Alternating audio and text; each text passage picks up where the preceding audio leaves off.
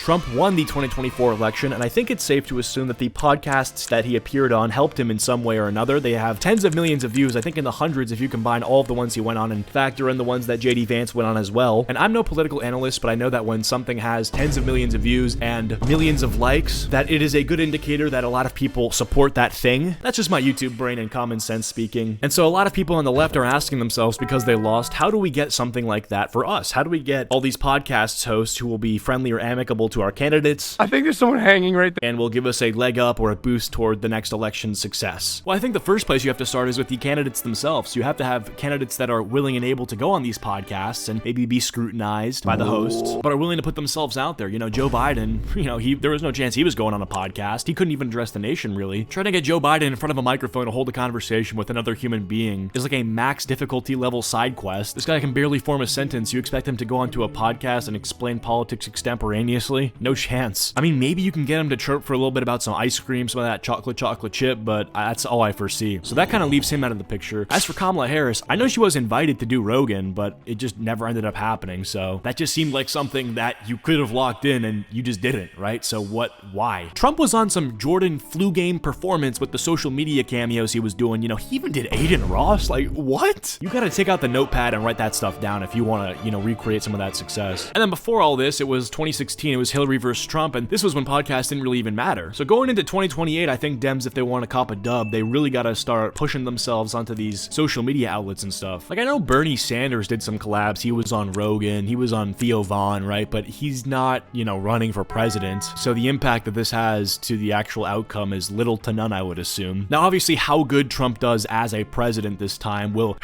impact the result of the next election, but regardless, there will be a Democrat candidate against a new Republican candidate because Trump will have served 8 years in office, which will be his term limit. But Dems are going to have to lock in next election. If Trump does a good job, it's not going to come free. Now, believe it or not, Joe Rogan was far more left-wing than I believe he is now, not too long ago. But a lot's changed throughout the past years, and I would assume some of his views have changed. Joe endorsed Bernie for president at one point, and he recently endorsed Trump. So we got to ask ourselves why this happened, because, well, if Joe Rogan didn't support Trump, I assume at least one person would have had their vote changed, right? You need your own Joe Rogan is the bigger point. That's the bigger problem, not well, that. Democrats had their own Joe Rogan. Joe Rogan endorsed Bernie Sanders in 2020.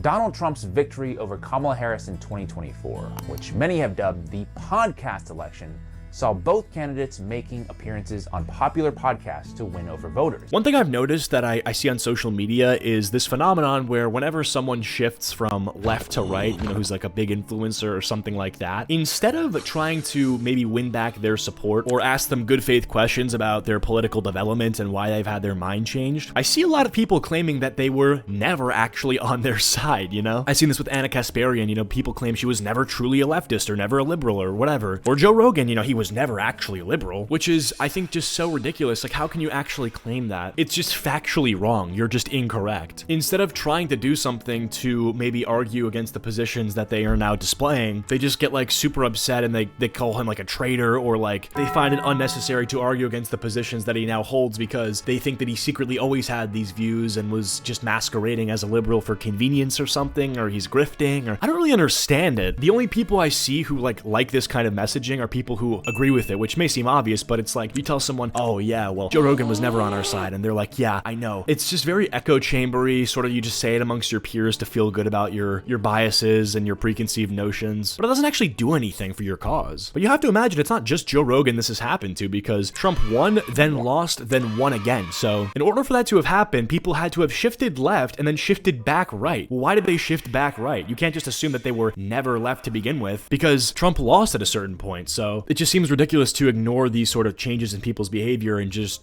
hate on them or question their loyalty or something like that. But on the heels of the Democrats' humiliating defeat, many in the liberal media have been wondering aloud about how they need to create their own version of Joe Rogan. You need your own Joe Rogan is the bigger point. Who is, of course, the most popular podcaster in America and someone who endorsed President Trump in 2024.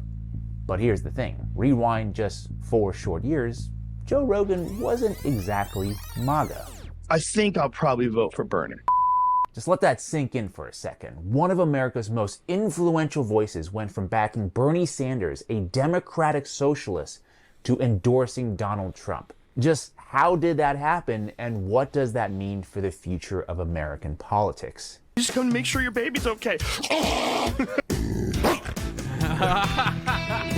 Apart from the hips, but just chewing it and pulling it apart from the, he's like, ah! Joe Rogan's rise in American media is anything but typical.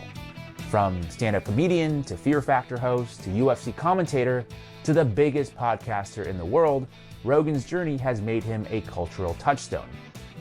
His willingness to platform all kinds of different voices, some with fringe views, has made him a polarizing figure in American politics. Now, believe it or not, that right there is actually something that is a point of contention against Rogan by mostly people on the left, which is that he's platformed these people with horrible views, or that he may not have pushed back enough against certain things that he disagrees with, or something like that. And so by extension, they don't like him and they'll slander him because they'll say he's co-signing a lot of what these people are saying just by having them on the show, which I think is very silly. You know, maybe there's been times where he doesn't push back hard enough against something that he disagrees with, or maybe he's had more controversial guests on the right on his show than controversial guests on the left on his show. But you have to imagine that a lot of people on the left, I feel like I've seen this thing where they'll say that, oh, he's platforming hate or he's platforming sexism, so we're not going to go onto his show where he's created an environment where that's acceptable, because we don't accept that. No tolerance for the intolerance. Do you want to win or not? Like, this guy has a show, he has a platform, and will put whatever candidate you want in front of the eyes of millions of people, and you're going to turn that down because he's had other candidates on? Like, what the fuck? You got to play the game, and I think a lot of people on the left are unwilling to do that. Like, if things were swapped and there was a 16 million subscriber left-wing podcaster who was listened to the most out of all the podcasts in America, wouldn't the winning strategy be for the person who is on the other side of that political ideology to go onto that podcast to tell people who disagree with him what he thinks, to at least win, like, even if it's a small percentage, some people over to what he believes? Like, that seems like the winning strat. I wouldn't make some argument like, well, I don't want my supporters to see that platform and what they stand for, like, I just can't do that. It's like, you just don't want to win, you're just losing. This is literally a popularity contest. You don't think it's a bit of a leg up to go into the most popular show on the fucking internet? Kill gravity. We're about to kill their god, gravity, and they don't want that.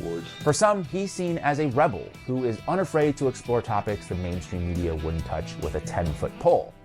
But for others, he's viewed as a dangerous influence, someone who gives a platform to misinformation and conspiracy theories, making him both the most loved and the most hated podcaster in America. I wonder who came up with the term misinformation. Anyway, in 2016 and 2020, Rogan, like a lot of Americans, was drawn to Bernie Sanders, a candidate who didn't just talk the talk. Today we launch our fight for a political revolution. Bernie's entire political career was centered on challenging a status quo that many felt was rigged in favor of elites, with his presidential campaign focusing on policies such as Medicare for all, higher minimum wage, and free college, all aimed at lifting up the working class and fighting corporate greed. Who are you going to vote for in the primary?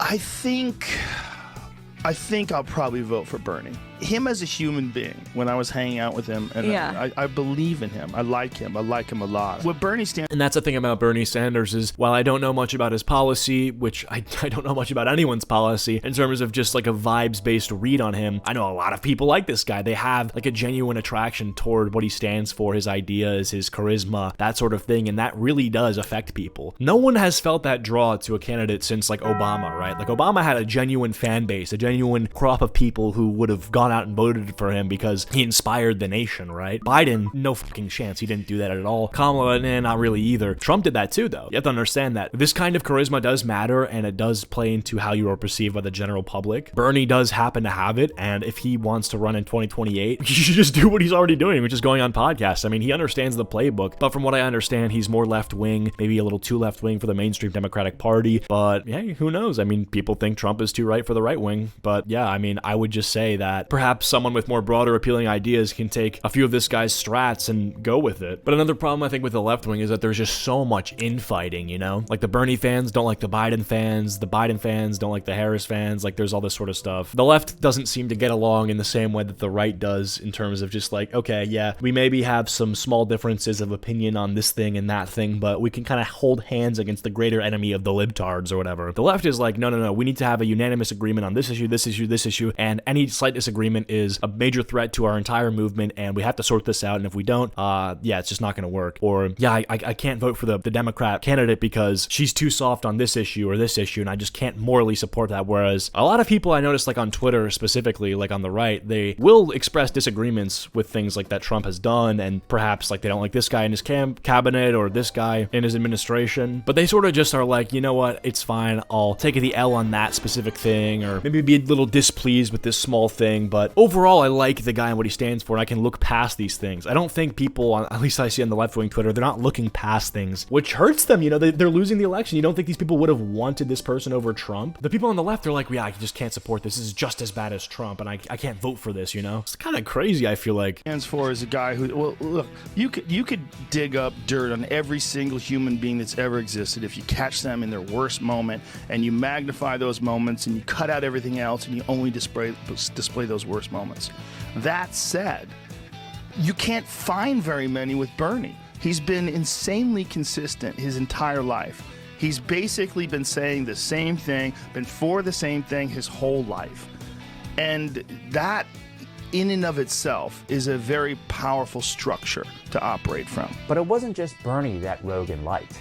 I really believe if Michelle Obama runs, she might win. He's good. She's great. She's the wife of the best president that we have had in our lifetime. I've never voted right wing in my life. I consider universal basic income a really good idea. I want free college education. I would like to spend more in taxes if they could fix inner city community. 87% of scientists said that human activity is driving global warming. I'm very pro-choice. I'm very women's rights, civil rights, gay rights, trans rights. I'm even universal health care. Obviously, this protected status is driving me crazy. This thing that Trump's doing with children that were born in other countries and then brought over here as children, and then they're talking about deporting them. But as far as trans people, some trans people listening to this, I got nothing but love for you, for everybody. And in fact, Eddie Izzard is one of my all-time favorite guests. Oh, I love Izzard. The right-wing thing is just an easy way to dismiss me. I don't know about you, but that sounds like a lib to me. But rather than embracing Rogan, the Democratic establishment... And that's sort of what I was saying earlier, is that they're very perfectionist. They're always like purity testing. It's like, you know, even though Rogan has said all those things, he's also said the N-word, or he's also had, you know, these guests on his podcast, and they're just like, yeah, you know, I'm so perfect, and I gotta straighten his tie, disavow all this stuff, and I can't support him. And it's actually stopping them from progress. It's actually stopping them from achieving certain things. And it's like this snarky attitude of like, yeah, well, I like this better because it doesn't have these imperfections and stuff. And it just doesn't work. It doesn't work. It doesn't work with candidates. It doesn't work with podcast hosts, and it certainly doesn't work with regular people. I think regular people are modifying their dialect and have this like HR devil on their shoulder or angel on their shoulder trying to modify their speeches to be more politically correct or favorable to certain people. It's like, no, that's just not how it works. And maybe I'm just talking about a fringe of people here, you know, maybe I'm lost in the sauce and I've been using Twitter too much, but I think what I'm seeing is correlating to the outcomes to some extent, right? So I can't be totally wrong. I do like those guys. I do see them. They have a lot of variety in their guests. It's the guys who do the iced coffee hour. Like, they've had all kinds of different guests on there, and I watch them sometimes because they actually seem like very unbiased. You know, they've had Hassan, they've had Ben Shapiro, a lot of different people on, and they seem very reasonable and stuff like that. So, you know, if that would be something that could be replicated among, you know, bigger podcasts and stuff in terms of willingness to go on, because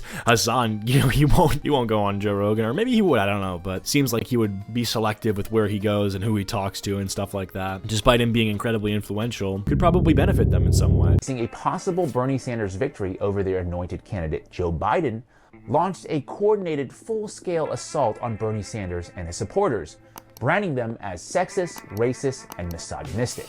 The Bernie bros were known to have been horrible to women. And it's a particular problem with Sanders' supporters. It is. Have you ever talked with Senator Sanders about that? I have. What was that conversation like? It was short. Bernie Sanders has a unique situation in his campaign. His supporters have put women's lives, women of color's lives at risk. Bernie Bros. You see, this sort of smear campaign from the media only makes me want to look into Bernie more as a candidate and see what he has to offer and actually look at what he's saying, what his ideas are, because I don't normally operate like this, but generally I think it at least intrigues me that the enemy of the media is probably not my enemy as much as they're saying, right? You know, not that the enemy of the enemy is my friend, but maybe the enemy of the media is not the enemy of the people, right? Is not my enemy. Who knows, right? I'll have to do some digging, but like, what are these things they're saying? They're saying he's a sexist. They're saying that he's been horrible to women. It's like, I'm gonna have to do some digging on that. That's what they say about a lot of people. That's what they say about people whenever there's sort of an inconvenience to their narrative or their agenda, and it does raise my eyebrow a little bit, and I just might bookmark that Bernie Sanders x Joe Rogan podcast and see what he's about. I don't think the media, like, I know everyone's like the media, like, but I really don't think the mainstream media realizes how off-putting they are to like a lot of people. Like, they really just do the exact opposite of what Rogan does to people, where Rogan makes people feel comfortable and inspired and hopeful and optimistic about the country. The media is just like, it's just terrible for your brain, I feel like. Like, I could probably feel better about myself watching a Hassan stream and feel more like cozy, I guess. This is all vibes, but like, then I'm thrown on CNN and it's just like, ugh, I'm just dry heaving. Again, they're pretty obnoxious and they're very sexist and misogynist. You remember Bernie Bros? The media just absolutely eviscerated Rogan for his support of Bernie. The thing is too, like, that doesn't win people over. That sort of way of speaking is just like, it doesn't actually like get into anything. Like, if I'm supporting someone and then you tell me he's sexist, is that actually gonna change my mind about like my support of them? Probably transcends something of like a general vibe of sexism. I probably like that person's vision for the nation or these policies, right? There's like, oh, he's sexist. I don't think so. Well, he is. Says who? Me. Okay, well, thanks. Move along now. Branding him as a right-wing bigot, someone who good people shouldn't associate with. MoveOn.org even tweeted, "It's one thing for Joe Rogan to endorse a candidate. It's another for Bernie Sanders' campaign to produce a video bolstering the endorsement of someone known for promoting transphobia, homophobia, Islamophobia, racism, and misogyny." The irony here is that many Bernie supporters at the time were the very people who had felt ignored by both parties for years.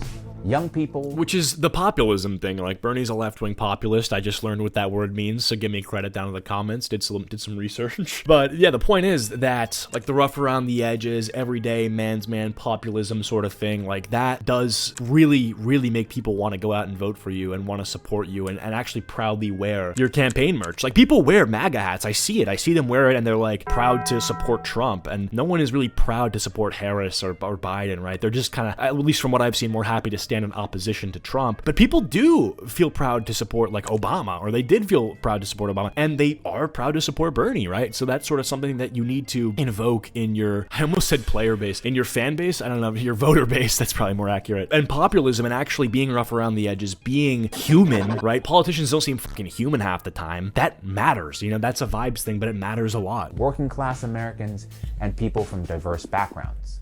And now they're being told that their voice, their passion, was unwelcomed in the Democratic Party. How is that for political strategy? Also, is it not just so wild how much more powerful the mainstream media was even just 4 years ago? Bernie Bros, a completely made-up narrative that was entirely concocted and distributed from the top down to disparage a candidate and his supporters, actually stuck. And in 2024, I think the election result is proof of this. That just does not work anymore. China has identified the cause of the mysterious new virus, coronavirus.